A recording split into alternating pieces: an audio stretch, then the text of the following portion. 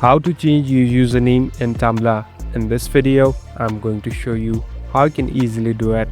First of all, open the application. Now, here on the right bottom, you can see a profile icon. Simply tap on the profile icon.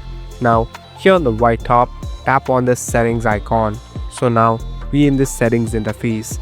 Here, you'll be able to find different options and even customize it. Here on the top, there's a section called Change Name. Simply tap on Change Name, and here you can add all the username that you want. So it's up to you, and you can even customize it as well. At last, here on the right top, tap on the Save button, and it's done.